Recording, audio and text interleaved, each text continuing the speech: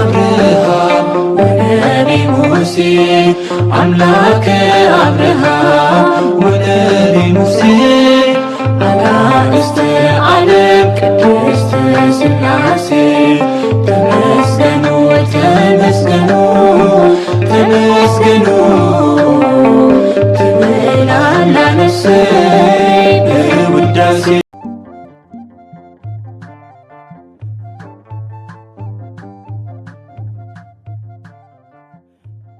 በስመ ሥላሴ በስመ አብ ወወልድ ወመንፈስ ቅዱስ አሐዱ አምላክ አሜን። ሰላም እግዚአብሔር አምላክ ምስክላትኩም ይኹን። ስድራ እግዚአብሔር አምላክ ከመይ ሓዲርኩም ከመይ ውዒልኩም?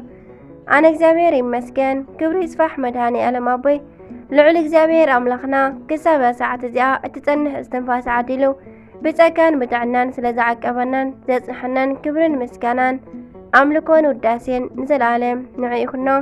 ከምኡውን ነታርህርህት ህሊና ቅድስተ ቅዱሳን ንጽህተ ንጹሓን ወላዲተ ኣምላኽ ወላዲተ ቃል ዝኾነት ቅድስቲ ኪዳነ ምህረት ኣደይ ቅዱስ ወዳ ብዝሃባ ክብርን ምስጋናን ውዳሴን ይብጽሓያ።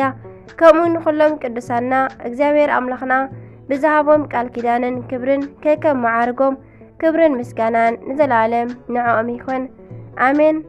ጉንባት 8 ናይ ዕለቱ ስንክሳር ድሰምዕ ዘንብብ ፍቕሪ ጎይታ ኣብ ልቡ ይዕንብብ ሓለዋን ጸሎትን ናይ ቅዱሳን ድማ ይረክብ። ዝክረ ጻድቅ ለዓለም የሉ ዝኽሪ ናይ ጻድቕ ንዓለም ዝነብር ካብ ኩሉ ክፍእ ዘበለ ክድሕኑ ንቅዱሳን ተማሕፀኑ ኣሜን። ጉንበት 8 እንቋዕ ናብ ናይ ጎይታናን ኣምላኽናን ኢየሱስ ክርስቶስ ጥንተ በዓለ ዕርገትን ናይ ጻድቁ ኣባ ዳንኤል ዓመታዊ በዓል ብሰላም ኣብጽሐኩም ኣብጽሐና አሜን። በስመ አብ ወወልድ ወመንፈስ ቅዱስ አሐዱ አምላክ አሜን። ዕርገተ እግዚእ ቅድስቲ ቤተ ክርስቲያን በዓለ ዕርገት ክልተ ጊዜ ተኸብር። እቲ ሓደ ጥንተ በዓል እቲ ካልኣይ ከዓ የቀመር በዓል ይበሃል። ጥንተ በዓል ማለት ጎይታና ብትኽክል ዝዓረገሉ መዓልቲ የመልክት። ናብ ክቡር በዓል ቤት መድኃኔ ዓለም ኢየሱስ ክርስቶስ ብኪነ ጥበቡ ድሕሪ ሕማሙን ሞቱን ንዓለም ኣድሒኑ 40 መዓልቲ ንሃዋርያት መጽሓፈ ኪዳንን ትምህርተ ሕቡኣትን መሃሮም። ኣብ መበል 40 መዓልቲ ን120 ቤተሰብ ሒዝዎም ናብ ቢታንያ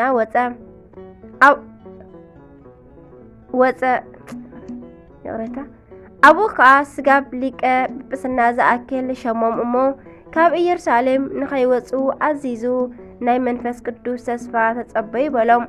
እንዳባረኾም ብዝተዋህዶ ስጋ ናብ ሰማያዊ ዙፋኑ ዓረገ። ሰማያት ምድሪ ደበናት ንፋሳት መባረቕትን መላእኽትን ፍጥረት ኩሉ ኣመስገኑ። ኣይሁድ መናፍቃን ዕርገቱ ምትሃት እዩ ከይብሉ ጎይታና ትንሣኤኡ ኣማናዊ ከም ዝኾነ ንኸረድእ ኣብ መበል 40 መዓልቲ ዓረገ። ብኻልእ ከዓ ጎይታና ሰባት ክህሉ ስለ ዝግባእ ንዕርገቱ ብጋህዲ ገበሮ።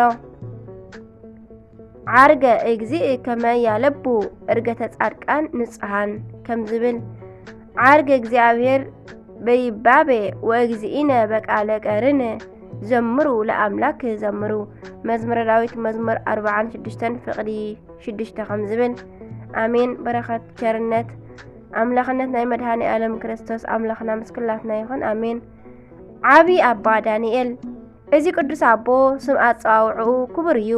ብኩሉ ነገሩ ዝተቐደሰ ናይ ገዳማውያን መብራህቲ እውን እዩ። ካብ ዝተረፈ ንጹህ ህይወቱ ብጣዕሚ መንግስተ ሰማያት ርእዩ።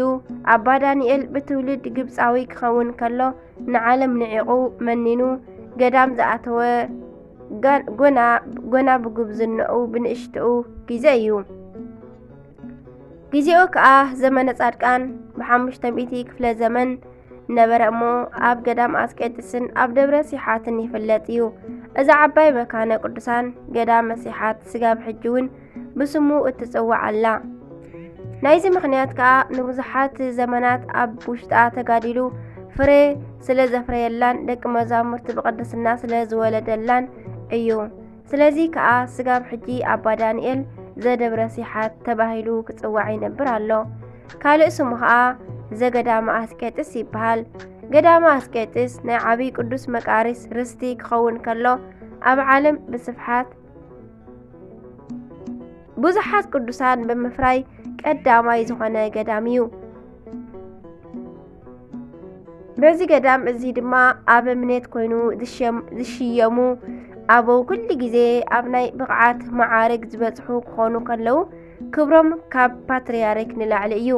ኣባ ዳንኤል እውን ድሕሪ ብዙሕ ናይ ቅድስና ዓመታት ኣብ ኣስቄጥስ ገዳም ኣብ እምነት ኮይኑ ተሸይሙ እልፊ ኣላፋት መነኮሳት ብጽድቂ መንገዲ መሪሑ እዩ።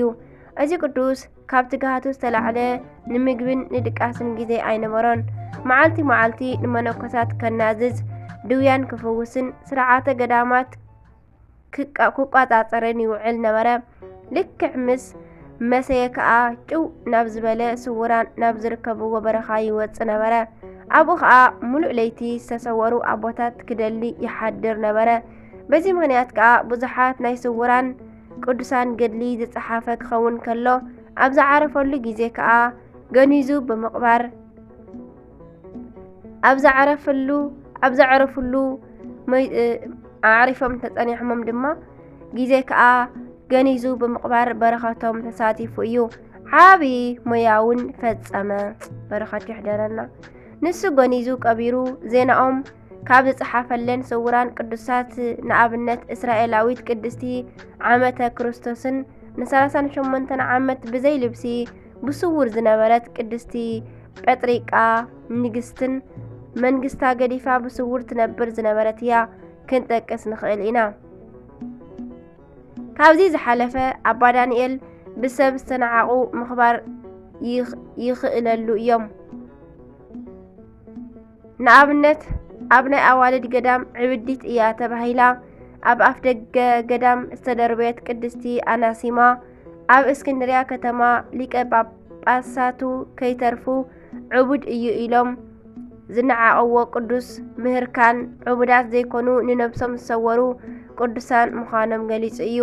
ኣባ ዳንኤል ሃዋርያዊ እውን ነበረ። ብግዜኡ ጽሑፍ ልዮን ዝበሃል ናይ ኑፋቄ ደብዳቤ ይለኣኽ ስለ ዝነበረ ነዚ ኬልቄዶናዊ ኑፋቄ ብትግሃት ምላሽ ይህብ ነበረ። ሓደ መዓልቲ እውን ብናይ ንጉሥ ትእዛዝ እቲ ኑፋቄ ኣብ ናቱ ገዳም ክንበብ ክብል እዚ ቅዱስ ካብ ኢድ ወተሃደር ይሕዲጉ ስለ ዝቐደዶ ንሞት ስጋብ ዝበጽሕ ቀጥቀጥዎ። ጻድቅ ኣባ ዳንኤል ሓደ ኣውሎጊስ ዝበሃል ድኻ እምኒ ጸሪቡ ስራሑ ጸራቢ እምኒ ጋሻ ክቕበል ስለ ዝተመልከቶ ጎይታዬ ሆይ ነዚ ሕያዋይ ሰብ ንምንታይ ድኻ ገበርካዮ ኢሉ ኣብ ናይ ፈጣሪ ስራሕ ኣተው እሞ ጎይታ ከዓ ከም ወትሩ ብጋህዲ ተገሊጹ ብነፍስኻ ትወሓሶ ዲኻ በሎ። ንሱ ከዓ እዎ ጎይታይ ስለ ዝበሎ ጎይታናን ኣምላኽናን ኢየሱስ ክርስቶስ ከዓ ንኣውሎጊስ ሃብቲ ሃቦ። ግን ብኡ ንብኡ ናይ ውግእ ሓላፍን ጨካንን ሰብ ኮነ።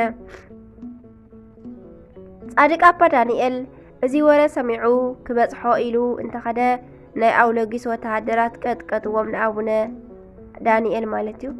ጎይታ ከዓ ንኣባ ዳንኤል ናብ ናይ ፍርዲ ዝፋኑ ኣቕሪቡ ፍትወይ መልሰለይ በሎ። ኣደ ብርሃን ግን ቀሪባ ናይ ወዳ እግሪ ሰዓመት እሞ ወደይ ፍትወይ መሓር በለቶ። ጎይታ ከዓ እሺ ኢሉ ንኣባ ዳንኤል ናብ በዓቱ ንኣውሎጊስ ከዓ ናብ ናይ ቀደም ግብሩ መለሶም። ናይ ኣባ ዳንኤል ድንቂ ስራሕ ብዙሕ እዩ። ካልእ እኳ እንተተረፈ ሓደ መዓልቲ ሓደ ሽፍታ ኣባ ዳንኤል መሲሉ ናብ ናይ ደናግል ገዳም ክሰርቕ ከታልል ብምትላል ኣተው እሞ እተን ደናግል ከዓ ጻድቅ ኣባ ዳንኤል መሲልዎን እግሩ ሓጺበን ንሓንቲ ዓይና ዝዓወረት እንተቐባኣ ዓይና በርሀም። እቲ ሽፍታ ከዓ ነዚ ምስ ረኣየ ሰንቢዱ ንስሓ ኣተወ። ኣባ ዳንኤል ግን ተጋድልኡ ፈጺሙ በዛ ዕለት እዚኣ ዓረፈ። ኣሜን። ብዝተረፈ ግን ካብ ቅድስና ህይወቱ ብተወሳኺ እዚ ይመስል። ቁጽሪ 1 ኣብ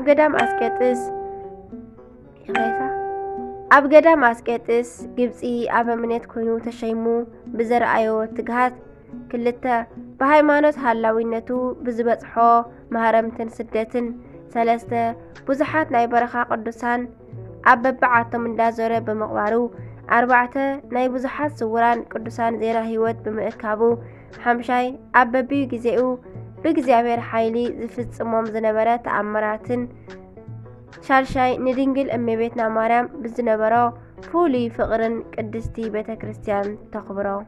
እግዚአብሔር ኣምላኽና ክርስቶስ ካብ ዕርገቱን ካብ ናይ ጻድቅ ኣባ ዳንኤልን በረኸት ይኽፈለና ኣሜን። ጉንበት 8 ዝኽበሩ ዓመታዊ ናይ ቅዱሳን በዓላት ድማ ቅዱሳን ናይ ጎይታ ቤተሰብ 120 ቅዱስ ኣባ ዳንኤል ጻድቅ፣ ቅዱስ ዮሐንስ ሰማዕት፣ ቅዱስ መክሲሞስ መስተጋድል፣ አቡነ ዮሐኒ ዘደብረ ዳሞ፣ ንአቡነ ተክለ ሃይማኖትን አቡነ ኢየሱስ መዓን ንምንኩስና ዘብቅዑ። ወርሓዊ በዓላት ድማ ቅዱስ ሙሴ ሊቀ ነቢያት፣ ኪሩቤል 4 እንስሳ፣ አባ ቡሾይ፣ አቡነ ኪሮስ፣ አባ ሳሙኤል ዘደብረ ቀልሞን፣ ቅዱስ ማትያስ ሃዋርያ ካብ 12 ሃዋርያት አሜን። ሽዑ ጎይታ ኢየሱስ ንወፃኢ ክሳብ ቢታንያ ወሰዶም። ኢዱ አልዒሉውን ባረኾም። ከባርኾም ከሎ ከዓ ካብኣቶም ተፈልየ ናብ ሰማይ እውን ዓረገ። ንሳቶም ከዓ ሰገድሉ። ብብዙሕ ሓጎስ እውን ናብ ኢየሩሳሌም ተመልሱ። ንኣምላኽ ኩሉ ሳዕ ኣብ ቤት መቕደስ ኮይኖም የመስግኑ ነበሩ። አሜን። ሉቃስ 24 ካብ 50 ካብ ፍቕዲ 50 ክሳብ 53 አሜን። ስንክሳር ዝሰምዕ ዘንብብ ፍቕሪ ጎይታ ኣብ ልቡ ይዕንብብ። ሓለዋን ጸሎትን ናይ ቅዱሳን ደማ ይረክብ። ዝክረ ጻድቅ ለዓለም የሉ። ዝኽሪ ናይ ጻድቅ ንዓለም ይዝነብር። አሜን አሜን። ዝወደቐ ዝነጠበ ቃል ኮነ ዜማ ብኣፈ ቅዱሳን ትጓሃን መላእክት ይተሃረመልኝ። ወስብሐት ለእግዚአብሔር ወለወላዲቱ ድንግል ወለመስቀሉ ክቡር አሜን አሜን። ለይኩን